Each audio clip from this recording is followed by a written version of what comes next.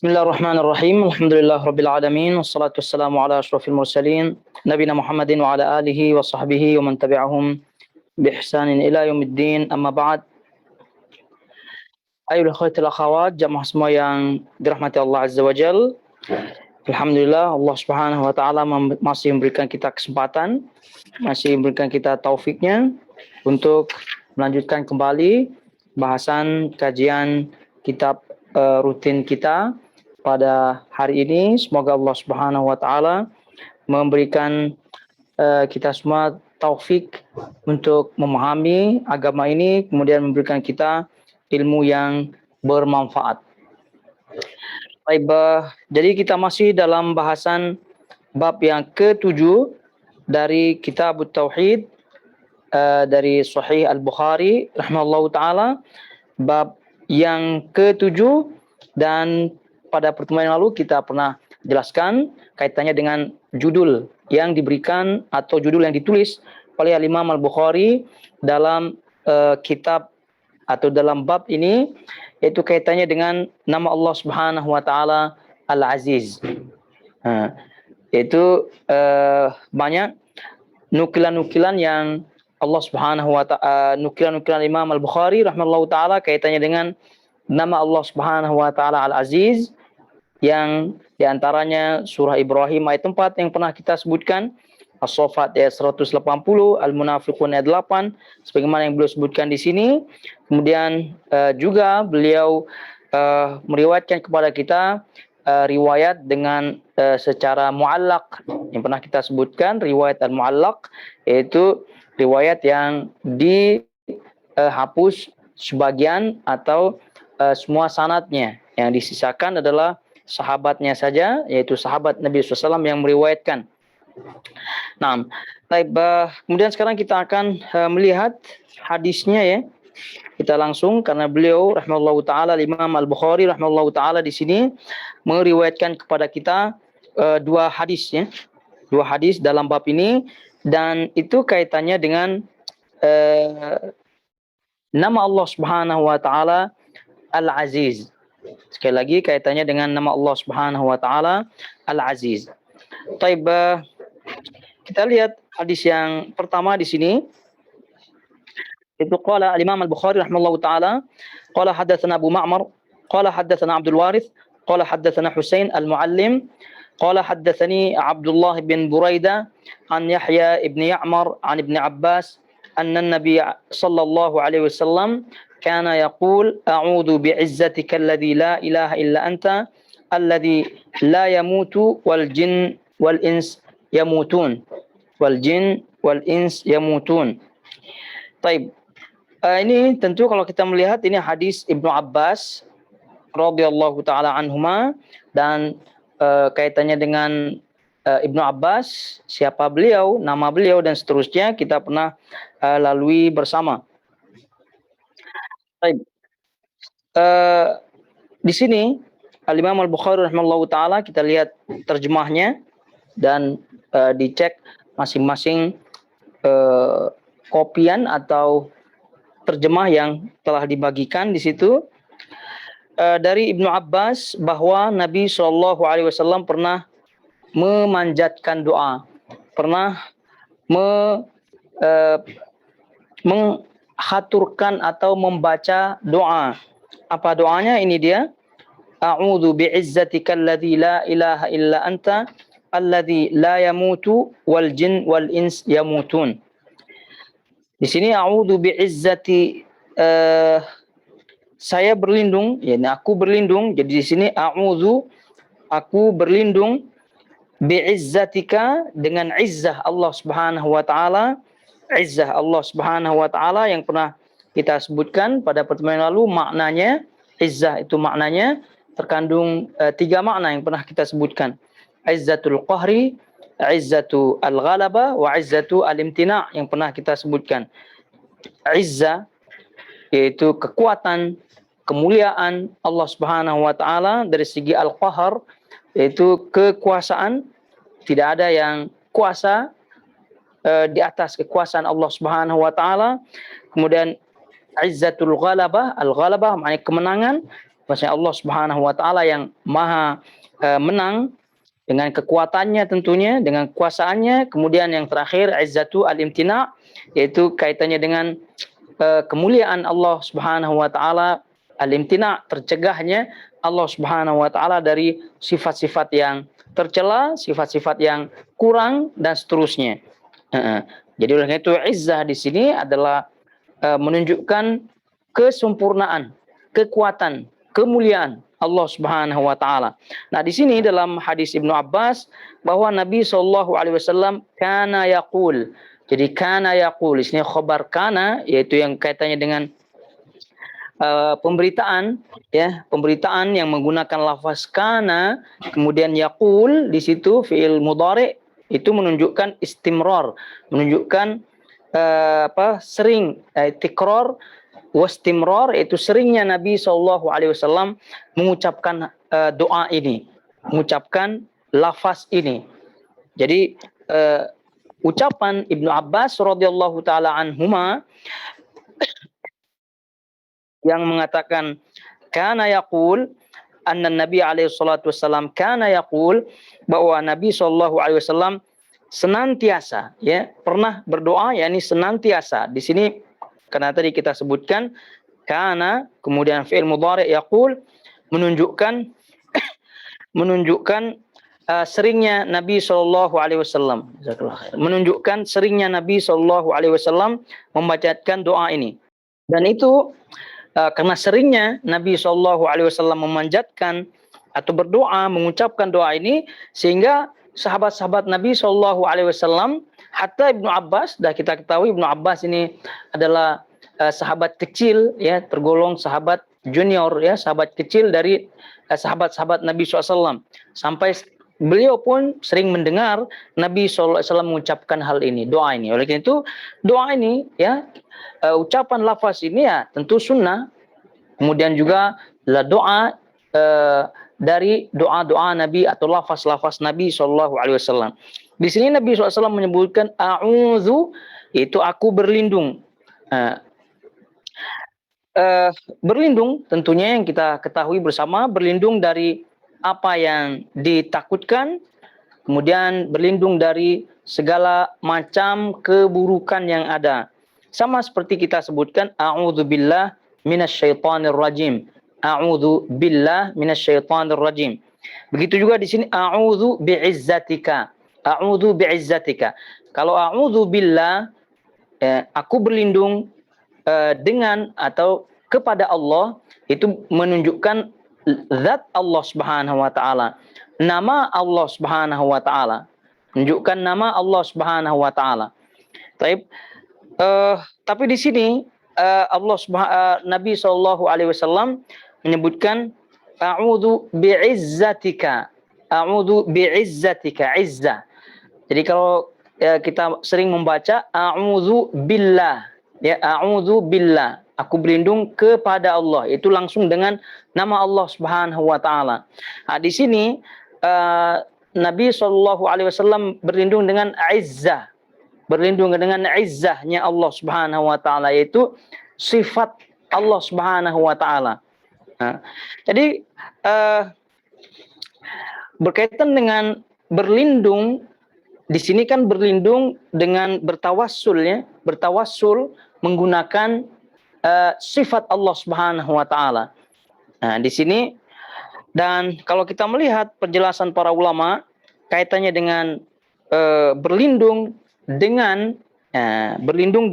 sifat Allah Subhanahu wa taala, maksudnya di sini adalah berlindung dengan zat Allah Subhanahu wa taala itu sendiri. Namun, ya, tawasulnya itu menyebutkan sifatnya. Oleh karena itu kalau kita melihat penjelasan-penjelasan para ulama di sini, Syekh Utsaimin rahimallahu taala menyebutkan dalam syarah Sahih Bukhari, kata beliau, mal farqu bainal isti'adzati bi sifatin min sifatillah wa du'a nafsis sifah. Jadi kata beliau, apa perbedaan antara isti'adzah, meminta perlindungan dengan menyebutkan sifat Allah Subhanahu wa taala, dengan menyebutkan sifat Allah Subhanahu wa taala, dengan berdoa langsung menyebutkan sifatnya. Berdoa langsung menyebutkan sifatnya. Ini permasalahan bahasan yang beliau sebutkan dalam syarah Sahih Bukhari di sini. Kita ulangi bahasanya atau permasalahannya adalah apa perbedaan antara berlindung ya dengan sifat Allah Subhanahu wa taala, itu berlindung kepada Allah dengan menyebutkan sifatnya. Dengan menyebutkan sifatnya, dengan berdoa langsung menyebutkan sifatnya. Nah, ini kalau tadi kan berlindung dengan menyebutkan sifatnya. Nah, ini yang satu lagi berdoa langsung dengan sifatnya. Ya, contoh di sini kan a'udzu bi'izzatika. Aku berlindung dengan izzahmu. Izzahnya ini kan sifat, atau tidak? Berarti ini berlindung dengan sifat. Bagaimana contoh kalau berdoa dengan sifat? Jadi berdoa dengan sifat ya contohnya ya izzatullah. Menyebut langsung ya Allah. Kita seperti kita berdoa ya Allah. Ya Allah, ya Rahman, ya Rahim. Gitu. Kita menyebutkan ya Allah. Itu menunjukkan kita seru langsung Allah Subhanahu wa taala, berdoa langsung kepada Allah Subhanahu wa taala. Ini permasalahannya. Yang mudah-mudahan boleh difahami ya, bisa difahami. Ya, kita ulangi apa perbedaan antara berlindung kepada Allah Subhanahu wa taala dengan menyebutkan sifatnya. Berlindung kepada Allah dengan menyebutkan sifatnya, dengan berdoa langsung dengan sifatnya. Ya, kalau tidak paham ya tadi kita sebutkan contohnya. Berlindung dengan sifatnya di sini a'udzu bi'izzatika. A'udzu bi'izzatika. Kemudian berlindung dengan berdoa dengan sifatnya langsung menyebutkan ya izzatallah. Atau contoh lain, Nabi SAW menyebutkan ketika berdoa birahmatika astaghith.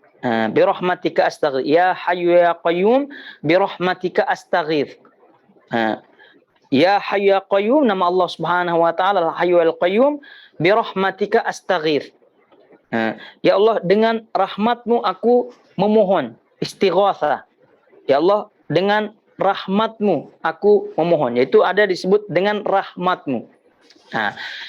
Jadi berlindung dengan sifat atau berdoa dengan bertawassul dengan sifat.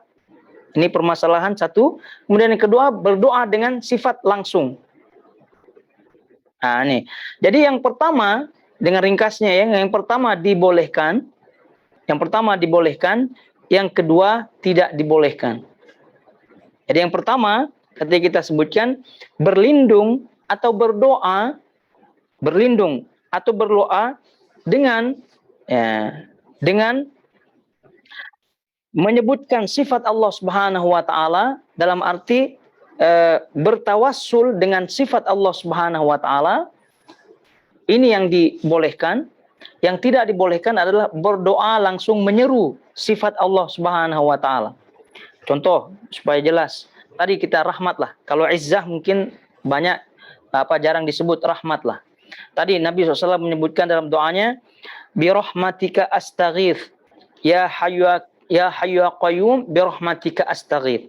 Ya Allah, Zat yang Al-Hayyu, yang Maha Hidup, Al-Qayyum, yang Maha memelihara, yang Maha tegak berdiri sendiri. Birahmatika astaghith, dengan rahmatmu. Dengan rahmatmu aku astaghith, meminta istighatsah, pertolongan. Di situ ada ba, di situ ya menunjukkan tawassul. Birahmatika. Di sini juga bi'izzatika, ada ba-nya, semua ada ba-nya. Dalam riwayat lain Nabi SAW berdoa juga a'udzu biridhaka min sakhatika. A'udzu biridhaka, ya Allah, aku berlindung dengan keridhaanmu dari mendapatkan kemurkaanmu. Jadi di situ berlindung dengan ridho, ya, berlindung dengan kepada Allah Subhanahu wa taala dengan perantara sifat ridho. Nah, ini yang dibolehkan. Ini yang dibolehkan. Nah, yang tidak dibolehkan, ya, tidak dibolehkan itu menyeru Allah Subhanahu wa taala langsung dengan sifatnya. Ya, contoh tadi kan Nabi SAW berdoa a'udzu rahmatika. A'udzu bi rahmatika. Ini yang dibolehkan. Tapi kalau menyebutkan ya rahmatallah, ya rahmatallah, aghithni misalnya. Ya rahmat Allah, wahai rahmat Allah, tolonglah aku. Gitu. Misalnya nih, a'udzu bi izzatika, izzah sifatnya. Namanya Al-Aziz. Kalau dia sebut ya izzatallah. Kalau dia sebut ya izzatallah. A'idzni misalnya. Wahai izzah Allah. Lidah aku. Ini Syekh Utsaimin rahimahullah taala menukilkan ucapan Ibnu Taimiyah, kata beliau, walihada qala Syekhul Islam Ibnu Taimiyah, oleh karena itu Syekhul Islam Ibnu Taimiyah mengatakan inna du'a as-sifah kufrun bil ittifaq. Bahwa menyeru Allah Subhanahu wa taala dengan menyebutkan sifatnya langsung, maka ini kekufuran bil ittifaq, dengan ittifaq ulama. Gitu. Lianna, apa alasannya?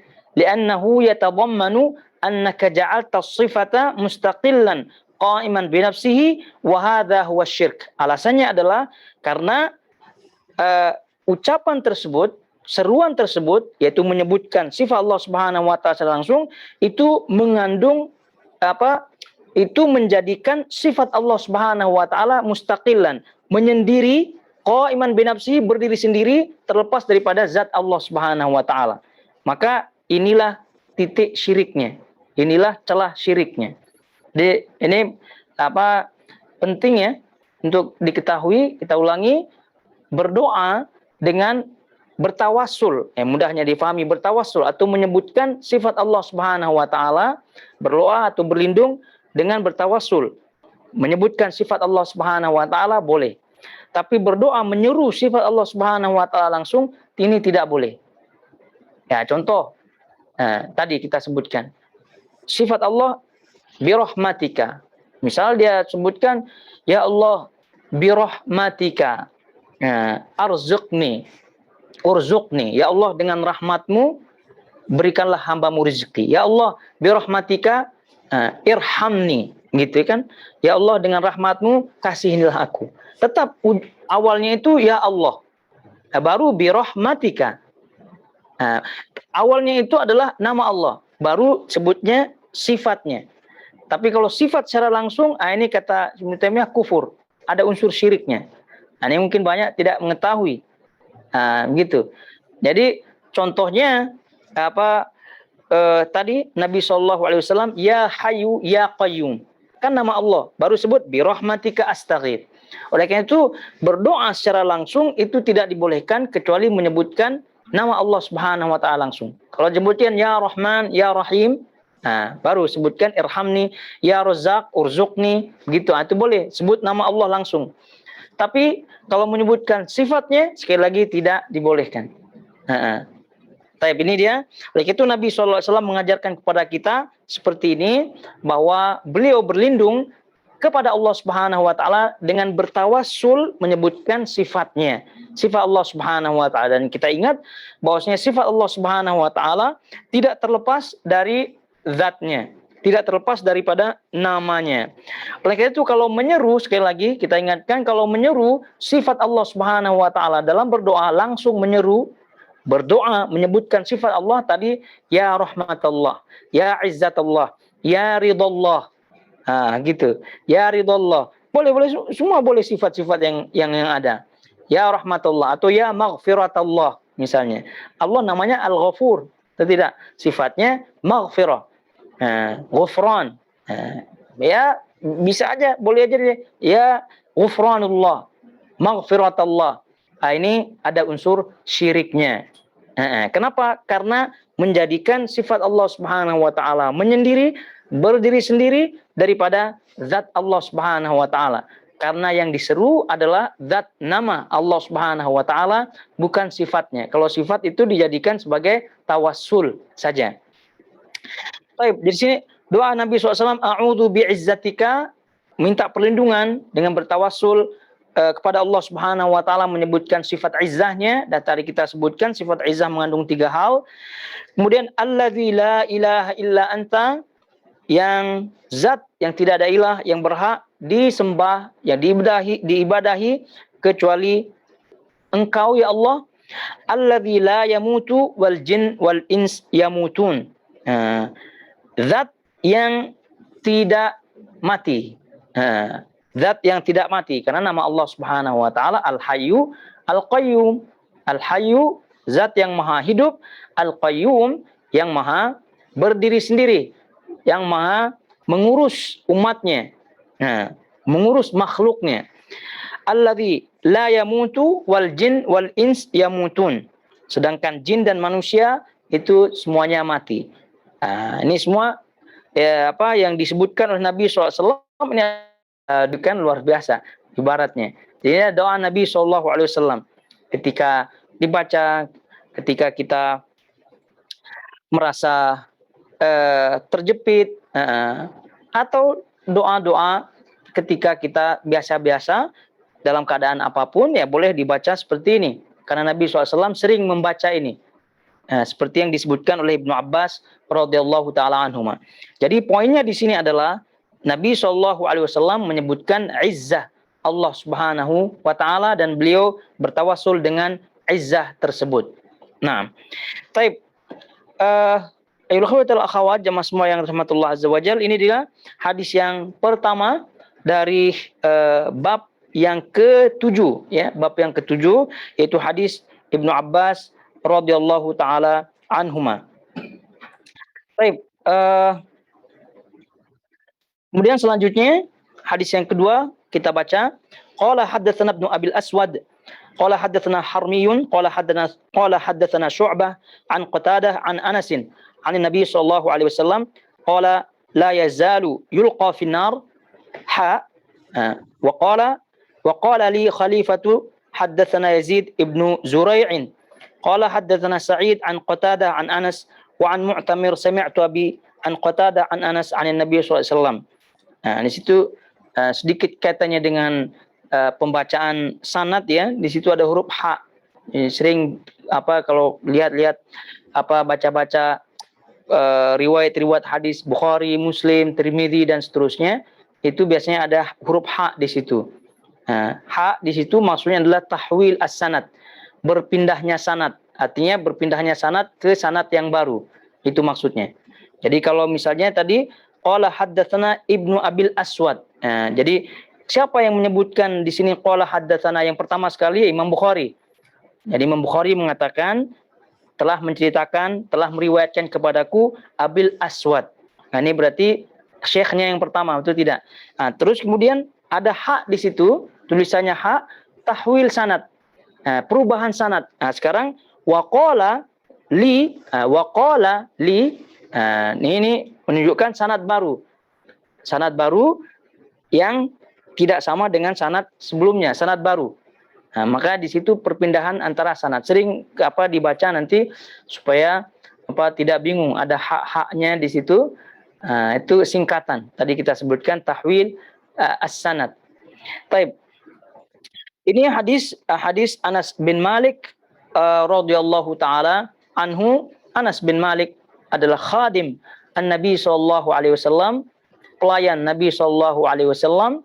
Beliau melayani Rasulullah SAW sepanjang 10 tahun. Beliau menjadi pelayan karena beliau ini ibaratnya sudah diniatkan untuk menjadi pelayan Nabi SAW oleh ibu beliau radhiyallahu taala anhu.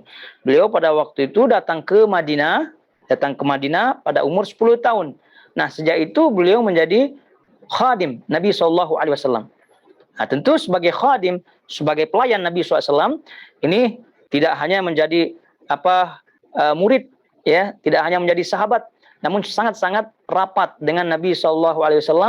Baik Nabi SAW dalam keadaan muqim, ya, tidak safar, ataupun Nabi SAW dalam keadaan safar. Ya, tentu terbayang bagaimana Anas bin Malik radhiyallahu ta'ala anhu menyerap, memahami apa yang dilihatnya oleh Nabi SAW, baik yang diucapkan oleh Nabi SAW ataupun yang tidak diucapkan oleh Nabi SAW, artinya secara gerakan-gerakan Nabi SAW. Nah, itu tentu oleh karena itu Anas bin Malik radhiyallahu taala anhu ini salah seorang sahabat yang istimewa tentunya, murid dan sahabat Nabi SAW yang sangat-sangat istimewa sekali.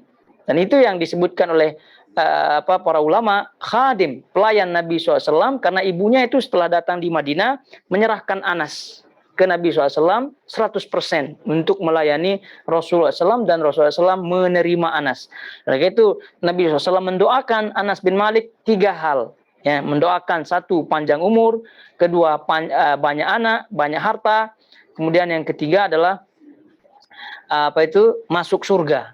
Nah, jadi banyak anak, banyak harta, banyak anak, banyak harta, kemudian masuk surga. Kata beliau, yang kedua aku telah melihatnya. Kata Anas bin Malik, yang 2 hal yang didoakan oleh Nabi SAW, aku telah melihatnya. Banyak anak, banyak keturunan, cucu-cucunya banyak sekali. Nah, kemudian banyak harta, kaya beliau radhiyallahu ta'ala anhu. Yang satu saja yang belum beliau lihat, yaitu masuk surga. Ya, semoga Allah Subhanahu wa taala memasukkan beliau ke dalam surganya dan kita juga semua. Nah, taib. Itu dia, dan beliau radhiyallahu taala anhu meninggal tahun 92 atau 93 Hijriah di Al-Basrah. Di kawasan Irak, Al-Basrah. Dan beliau disebutkan bahwa beliau ini adalah sahabat Nabi SAW yang terakhir meninggal dunia di Basrah. Jadi beliau sekali lagi terakhir meninggal dunia, ini menunjukkan panjangnya umur beliau radhiyallahu taala anhu. Baik, itu dia Anas bin Malik radhiyallahu ta'ala anhu, dan beliau meriwayatkan kepada kita hadis ini. Dibayangkan ini adalah hadis Anas, ya. Hadis khadimun Nabi SAW tadi kita sebutkan, ya berarti ini hadis ya betul-betul difahami, didengar oleh Anas bin Malik, dan hadisnya tentu hadis yang sangat-sangat tinggi kedudukannya dan diriwayatkan apalagi oleh Al-Imam Al-Bukhari dan juga Al-Imam Muslim. Baik, apa kata Anas bin Malik di situ menyebutkan Anin Nabi SAW, dari Nabi SAW bersabda, qala la yazalu yulqa fiha wa taqulu hal min mazid hatta yad'a fiha rabbul alamin qadamahu fa yanzawi ba'daha ila ba'd thumma taqul qad bi'izzatika wa karamika wa la tazalul jannatu tafdulu hatta yunshi Allahu laha khalqan fayuskinahum fadlal jannah. Nah, ini hadis kalau kita mentadabburi hadis ini, jangan semua hadis-hadis Nabi SAW tentunya, ya, terutama hadis-hadis yang berkaitan dengan al-ghaibiyat, terutama kaitan hadis dengan hal-hal yang gaib, hal-hal kaitan dengan akhirat. Kalau kita tadabbur, ya tentu pasti iman kita akan bertambah tentunya. Betapa tidak, karena ini adalah kabar yang tidak mungkin terpleset, tidak mungkin salah, tidak mungkin terjadi. Ya pasti terjadi maksudnya. Nah, ini kata Anas bin Malik di sini, beliau bersabda, Nabi SAW bersabda, terus saja, ya terus menerus penghuninya dimasukkan ke dalam neraka. Jadi di sini qala la yazalu yulqa fiha. Ya. Terus senantiasa neraka itu diisi oleh Allah Subhanahu wa taala. Diisi oleh siapa? Diisi oleh apa? Ya tentu diisi oleh orang-orang dari manusia dan jin yang berhak gitu untuk dimasukkan ke dalam neraka Allah Subhanahu wa taala. Jadi maknanya apa? Maknanya neraka ini terus diisi oleh Allah Subhanahu wa taala. Sehingga ini kabarnya demikian. Ya, riwayatnya demikian. La yazalu yulqa fiha. Ya, terus senantiasa diisi oleh Allah Subhanahu wa taala neraka jahanam tersebut, diisi ya tentu oleh Allah Subhanahu wa taala mereka-mereka yang berhak untuk mendapatkan siksa neraka. Nauzubillah min dzalik. Itu menunjukkan bahwasanya banyak penghuni neraka ini. Wa taqulu hal min mazid. Kemudian neraka ini mengatakan hal min mazid. Apakah ada tambahan? Terus saja penghuninya dimasukkan ke dalam neraka sehingga ia berkata, masih adakah tambahan? Masih adakah tambahan? Dan ini sejalan semakna dengan surah Qaf ayat 30 yang disebutkan di situ. Di situ disebutkan hal min mazid, kata neraka. Yaitu sungguh pun Allah Subhanahu wa taala terus-menerus mengisi penghuni neraka, namun tetap saja neraka itu longgar ya. Masih ada space di situ. Jadi neraka pun bilang, hal mim mazid, apakah ada tambahan lagi? Minta tambahan, minta tambahan. Lalu hingga Allah Rabbul Alamin meletakkan telapak kakinya sehingga satu sama lain saling berdesak-desakan hingga neraka berkata, cukup, cukup demi kemuliaan dan kehormatanmu. Nah, ini dia. Imam Al-Bukhari rahimahullahu taala, ya ini kan babnya bab akidah. Dan ini seharusnya lagi-lagi kita ingatkan, ini adalah bentuk akidah ahlul hadis. Al-Imam Al-Bukhari rahimahullahu taala, siapa yang meragukan keilmuannya dalam bidang hadis, siapa yang meragukan keilmuannya di bidang sunnah. Nah, dan ini adalah bukti bahwasanya ahlul hadis merupakan pengikut daripada aqidatus salaf ahlus sunnah wal jamaah yang sebenarnya, bahwa beliau rahimahullahu taala memahami akidah ini dengan murni dari akidah sahabat-sahabat Nabi SAW. Di sini neraka diberitahukan oleh Nabi SAW bahwa neraka awal-awalnya tidak merasa full ya penghuninya, sehingga Allah Subhanahu wa taala letakkan qadamnya, kakinya. Nah, dalam riwayat lain rijlun, kaki. Allah Subhanahu wa taala letakkan di situ di neraka. Lalu apa terjadi? Terjadi neraka itu fayanzawi ba'dhuha ila ba'd. Jadi satu sama lainnya menjadi sempit penghuninya, sempit. Jadi full dengan diletakkan kakinya Allah Subhanahu wa taala, maka neraka itu menjadi full. Nah, jadi oleh karena itu neraka pun bilang qat. Cukup, cukup ya Allah. Cukup, cukup. Tidak hanya demikian, untuk agar mendapatkan belas kasih Allah Subhanahu wa taala, neraka ini pun berdoa dengan tawassul kepada Allah Subhanahu wa taala dengan izzah Allah. Katanya di sini qad atau qad dalam riwayat lain itu bi'izzatika wa karamatika. Bi'izzatika wa karamatika. Bi'izzatika wa karamika. Ya Allah, dengan izzahmu dan kemuliaanmu, kehormatanmu. Izzahmu dan kemuliaanmu, kehormatanmu. Kemudian itu yang menunjukkan bahwasanya neraka pun bertawassul kepada Allah Subhanahu wa taala agar Allah cukup gitu ya. Agar Allah angkat kakinya. Supaya apa? Supaya tidak berdesak-desakan jadinya. Full dah begitu. Ini menunjukkan neraka pun berbicara, neraka pun berdoa kepada Allah Subhanahu wa taala, minta kepada Allah Subhanahu wa taala. Menunjukkan sebelumnya neraka juga luas isinya. Kemudian bagaimana kebesaran Allah Subhanahu wa taala luar biasa. Allah Subhanahu wa taala Allahu Akbar. Gitu. Dengan meletakkan kakinya Allah Subhanahu wa taala, jadi neraka itu jadi sempit. Jadi oleh karena itu di sini diketahui bahwa kaki yang diletakkan oleh Allah Subhanahu wa taala adalah kaki hakiki. Tidak seperti yang disebutkan oleh orang-orang ahlu kalam bahwa yang mereka sebut kaki yang dimaksud adalah makhluk lain yang disebut kaki. Gitu kayaknya. Kemudian ada makhluk-makhluk yang diciptakan oleh Allah Subhanahu wa taala. Kemudian ada yang menyebut juga itu kiasan. Dan seterusnya daripada takwil-takwil yang kadang tidak masuk akal, yang dipaksa-paksakan.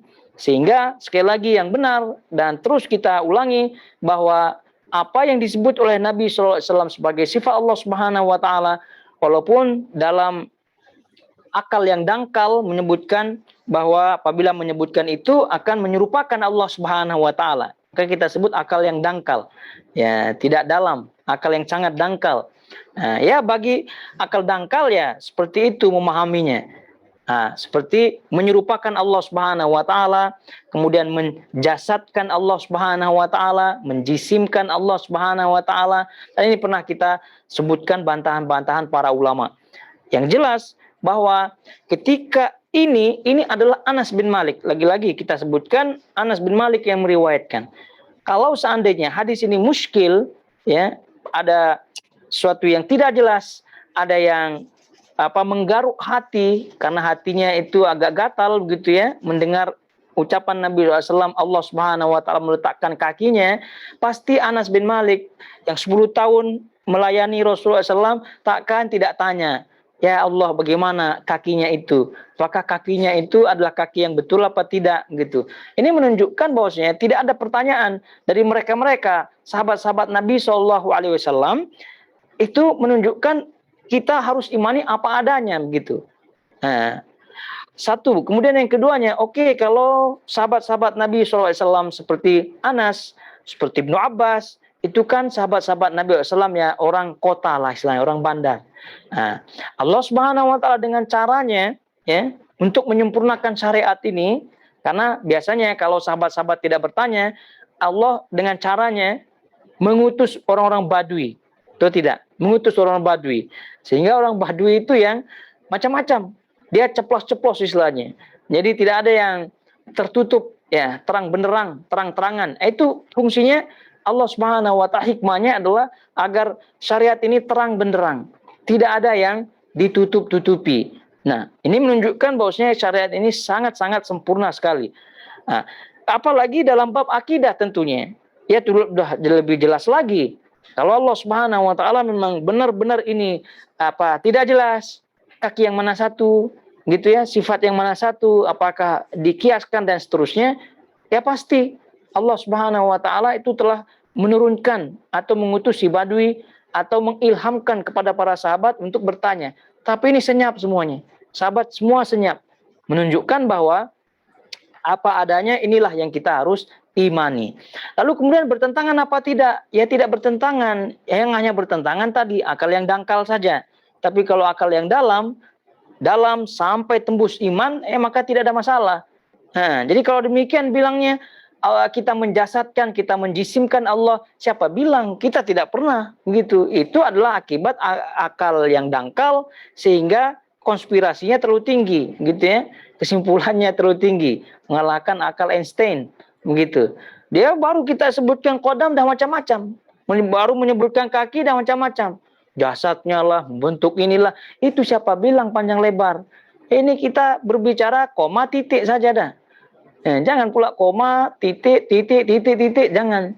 Nah, jadi kita sebutkan kaki Allah Subhanahu wa taala, itu selesai. Dan riwayat Ibnu Abbas menunjukkan bahwasanya kursi dalam ayatul kursi itu. Wasi'a kursiyuhus samawati wal ard. Jadi kursi Allah Subhanahu wa taala itu sangat luas ya, memenuhi langit dan bumi. Itu kursi itu adalah tempat ditaruhnya kakinya Allah Subhanahu wa taala. Itu kata Ibnu Abbas. Ini kalau Ibnu Abbas bermasalah, pastilah Ibnu Abbas yang meriwayatkan itu akan bertanya kepada Nabi SAW. Dia yang meriwayatkan, dia yang menyebutkan. Jadi tidak ada masalah. Ini menunjukkan bahwasanya hati yang bersih, akal yang dalam, sampai beriman, tembus iman, itu tidak ada masalah. Iman saja. Dengan dilapisi laisa kamitslihi syai'un wa huwas samiul basir. Selesai masalah. Iman saja. Kaki ya kaki. Sudah sering kita sebutkan persamaan nama, tidak menunjukkan persamaan hakikatnya. Dan pernah kita juga kaidah menyebutkan al-qaulu fi az-zat far'un, atau al-qaulu fi al-asma wa dzat far'un anis sifat. Al-qaul anis fi sifat. Jadi keyakinan kita kepada Allah Subhanahu wa taala, keyakinan atas nama Allah Subhanahu wa taala, zat Allah Subhanahu wa taala, itu far'un, cabang daripada keimanan terhadap sifat Allah Subhanahu wa taala. Jadi kalau bahasan keyakinan kita kepada Allah, zat Allah itu berarti sifatnya pun sama kita perlakukan.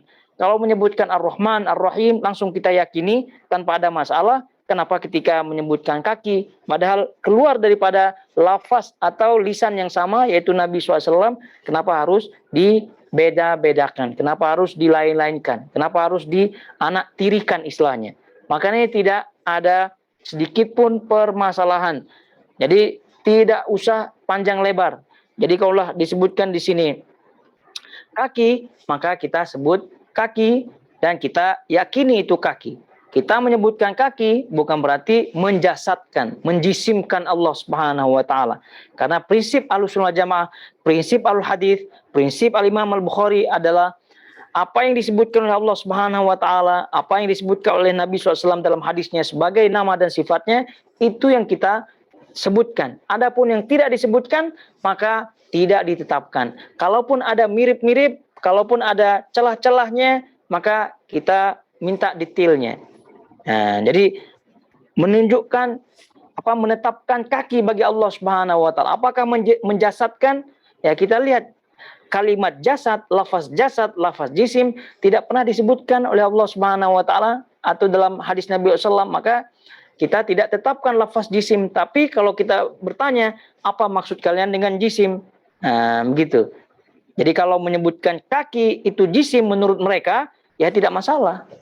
Nah, kalau mereka menyebutkan tangan itu jisim, ya bagi mereka ya tidak masalah, tidak masalah. Yang penting kita tetapkan apa yang ditetapkan oleh Allah Subhanahu wa taala.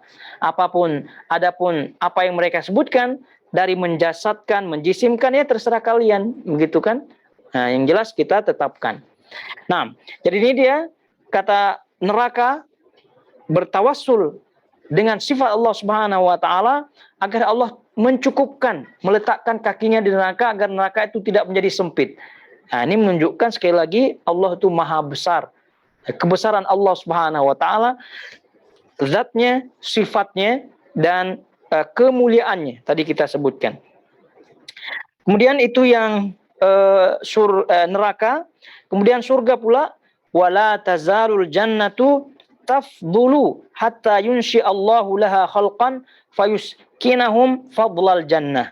Nah, sedangkan kemudian katanya sedangkan surga, di sini sedangkan surga tafdulu, masih longgar, masih ada space, hatta yunshi Allahu laha khalqan, sehingga Allah Subhanahu wa taala menciptakan makhluk-makhluk lain, fayuskinhum fadlal jannah, yang itu menjadi penduduk surga yang masih longgar. Nah, ini perbedaan perbedaan neraka dengan surga. Jadi neraka itu diisi oleh manusia dan jin. Manusia dan jin sampai dia penuh, dan sampai Allah Subhanahu wa taala memenuhkannya dengan menyempitkannya dengan kakinya diletakkan di situ. Tapi kalau surga tidak demikian. Surga sama-sama neraka dan surga ini sama-sama luas. Nah, cuma bagaimana Allah Subhanahu wa taala cara Allah menyempitkannya, atau bagaimana cara Allah Subhanahu wa taala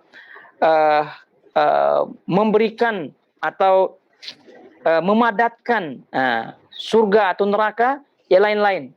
Kita lihat di situ kalau neraka terus nantiasa diisi oleh mereka-mereka yang berhak dari jin dan manusia. Sehingga kalau tidak full juga kakinya Allah Subhanahu wa taala letak di situ. Tapi kalau surga tidak demikian. Tidak demikian. Jadi terus senantiasa surga, ya, itu surga akan diisi tentunya oleh hamba-hamba Allah Subhanahu wa taala yang diberikan janjinya oleh Allah Subhanahu wa taala. Namun surga apabila longgar, apakah Allah Subhanahu wa taala letak kakinya? Tidak. Nah, ternyata cara Allah Subhanahu wa taala untuk memberikan atau menjadikan surga itu full, Allah Subhanahu wa taala menciptakan makhluk-makhluk lain di luar tentunya manusia dan jin. Nah, itu makhluk-makhluk itu yang akan mengisi surga. Maka disebut di sini fayuskinuhum fadlal jannah. Jadi makhluk-makhluk baru yang diciptakan oleh Allah Subhanahu wa taala tadi menjadi pengisi, menjadi penduduk surga atau kelonggaran daripada surga tadi yang ada space-nya itu. Nah, ini menunjukkan surga itu lainnya caranya diperlakukan oleh Allah Subhanahu wa taala. Nah, itu Allah Subhanahu wa taala menyebutkan wasari'u ila maghfiratin min rabbikum wa jannatin 'arduhas samawati wal ard u'iddat lil muttaqin. Jadi bersegeralah kepada mendapatkan maghfirah Allah Subhanahu wa taala, dan juga bersegeralah meraih jannah, meraih surga Allah Subhanahu wa taala yang luasnya seluas langit dan bumi. Begitu. Nah, tentu kalau udah luas demikian luas, tentu banyak space-nya. Cuma tadi caranya Allah Subhanahu wa taala itu mengisinya dengan makhluk-makhluk yang diciptakan oleh Allah Subhanahu wa taala untuk mengisinya. Tapi neraka tidak demikian. Ini dia. Jadi poinnya di sini adalah Al-Imam Al-Bukhari rahimahullahu taala menyebutkan bagaimana si neraka ini bertawasul dengan Allah kepada Allah Subhanahu wa taala dengan menyebutkan sifat-sifatnya. Salah satunya di sini adalah dalam bab kita sifat Allah Subhanahu wa taala Al-Izzah. Al-Izzah. Nah, tentunya yukhawitul khawat jamaah semua yang dirahmati Allah Azza wa Jal, apabila kita melihat dan telah tentunya mengimani sebelumnya, memahami nama Allah Subhanahu wa taala Al-Aziz, kemudian yang mengandung sifat Allah Al-Izzah, ya tentu bagi kita kaum mukminin, kaum muslimin itu hendaknya bagaimana kita hidup di dunia agar tetap izzah kita terjaga, kemuliaan kita terjaga. Jadi dari bagaimana caranya? Bagaimana caranya adalah senantiasa mendekat kepada Allah Subhanahu wa taala. Dan pernah kita sebutkan walillahil izzatu wali rasulihi walil mu'minin. Jadi izzah itu adalah milik Allah Subhanahu wa taala, kemudian juga diberikan kepada rasulnya dan juga kepada kaum mukminin. Ya tentu tidak ada cara lain untuk mendapatkan izzah Allah Subhanahu wa taala ini melainkan mendekat kepada Allah Subhanahu wa taala. Bangga dengan ajaran Islam, tegak istiqomah dengan ajaran Islam, ajaran Nabi SAW, itulah izzah, kemuliaan yang hakiki. Tidak seperti orang-orang yang tidak paham.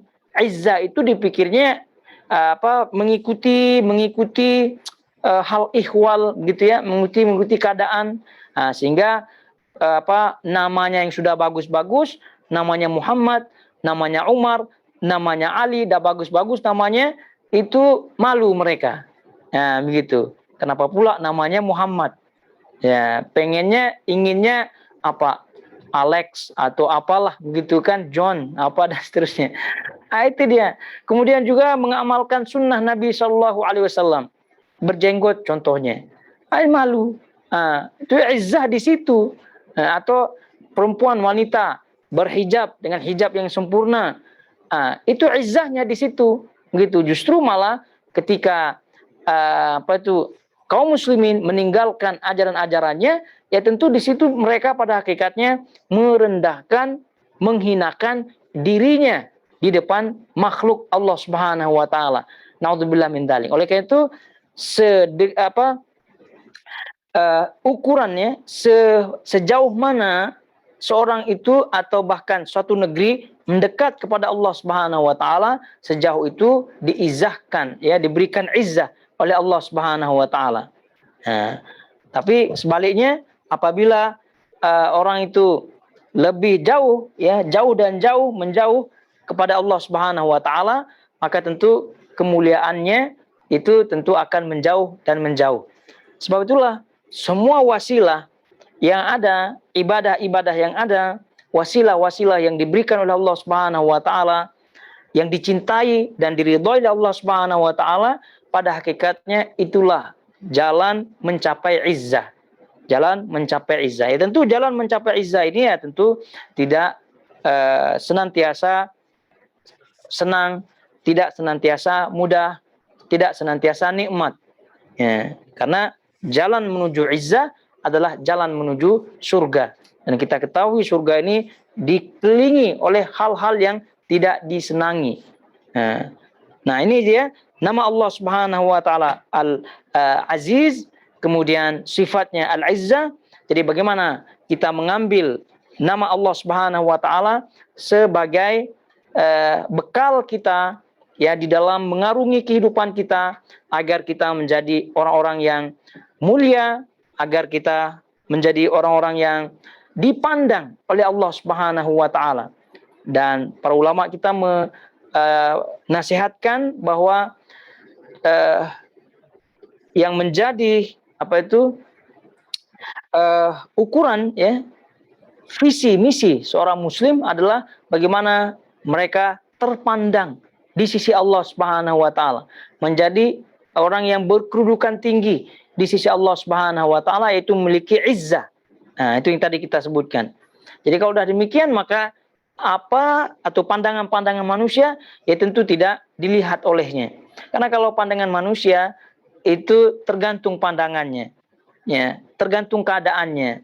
Kalau lagi senang kepada kita, pandangannya baik, ya. Kalau lagi tidak senang kepada kita, boleh cepatnya berubah, begitu.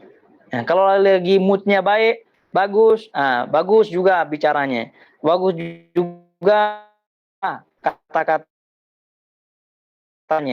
Ada pepatah Arab mengatakan kalamun nas la yantahi.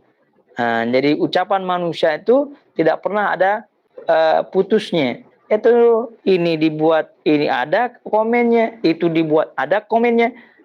Jadi oleh itu, marilah kita semuanya berpacu, bersemangat untuk meraih izzah Allah Subhanahu wa taala, dan juga berdoa, berlindung dengan bertawassul kepadanya Rabbul Alamin dengan sifatnya ini, yaitu izzah Allah Subhanahu wa taala. Bagaimana di sini? Dua hadis ini, hadis pertama Rasulullah SAW sendiri yang bertawassul dengan sifat izzah Allah Subhanahu wa taala. Kemudian hadis yang kedua, neraka pula yang bertawassul kepada Allah Subhanahu wa taala dengan izzahnya. Jadi karena itu kita dalam berdoa, ya, tidak hanya mengikuti lafaz Nabi SAW, ya, kalau mengikuti ya tentu lebih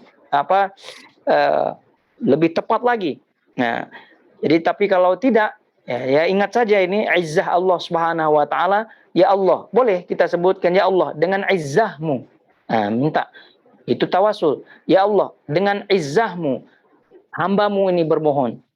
Sebutkan permohonannya. Atau di sini seperti ini. A'udzu bi'izzatika alladzi la ilaha illa anta alladzi la yamut wal jin wal ins yamutun. Ini hadis yang luar biasa sekali, ya, baik hadis yang pertama, hadis yang kedua menunjukkan bagaimana Allah Subhanahu wa taala zat yang maha memiliki izzah, al-qadir, al-ghalib, yang sempurna. Oleh karena itu sekali lagi akhwatul akhwat, berkaitan dengan nama-nama dan sifat-sifat Allah Subhanahu wa taala, di samping yang pertama kita iman dengan iman yang benar sesuai dengan keimanan akidah salaf, ahlul hadis, ahlus sunnah wal jamaah yang sebenarnya, juga kemudian selanjutnya adalah mentadabburi nama-nama tersebut, ya, kemudian mengamalkannya dalam keseharian kita semampunya tentunya. Jadi ayyuhal akhwat jamaah semua yang dirahmati Allah Azza wa Jalla, kiranya sampai di sini bahasan kitab At-Tauhid bab yang ke-7, dan insyaallah taala kita akan melanjutkan bahasanya pada bab-bab berikutnya pada kesempatan-kesempatan yang akan datang. Semoga Allah Subhanahu wa taala memberikan kita taufik untuk melanjutkan, ya, mengikuti dan memahami kajian-kajian seperti ini, dan juga semoga Allah Subhanahu wa taala memberikan kita taufik untuk menjalani jalan-jalan menuju izzah, ya, yang diberikan oleh Allah Subhanahu wa taala kepada kaum mukminin, sehingga semoga kita semua menjadi orang-orang yang beriman, orang-orang muslim yang diberikan izzah oleh Allah Subhanahu wa taala di dunia dan juga di akhirat. Barakallahu fikum wa sallallahu ala nabiyina Muhammad wa ala alihi wa sahbihi wasallam. Wassalamualaikum warahmatullahi wabarakatuh.